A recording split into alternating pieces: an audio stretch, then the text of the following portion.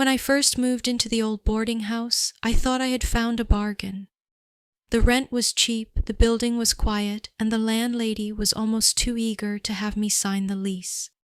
My room was small, but cozy, a single bed, a desk by the window, and one thing that immediately caught my attention, an antique mirror hanging on the wall.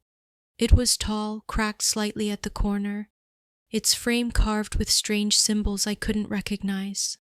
The first night, I woke up to the sound of whispering, faint, like someone was standing right beside me, murmuring into my ear. But when I sat up, the room was empty. Just me and the mirror across the room. I laughed it off, told myself it was my imagination or maybe a dream, but then the second night I saw it, in the reflection, not my reflection, but a figure. A pale face standing behind me.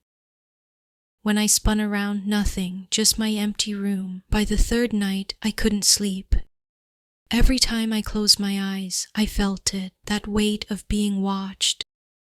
The whispers grew louder. Sometimes it sounded like my name.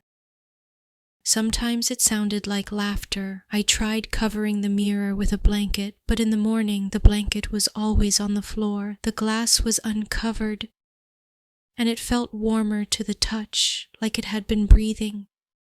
So one evening I asked the landlady about it. Her smile froze. She said, "That mirror's been here longer than me.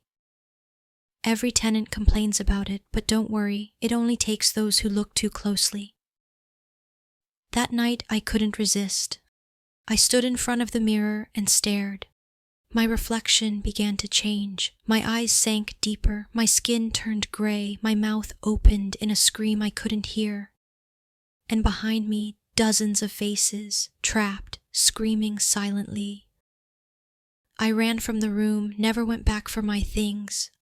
A week later, I saw an ad online. The room was available again, same cheap rent, same mirror in the photo, and someone will move in next.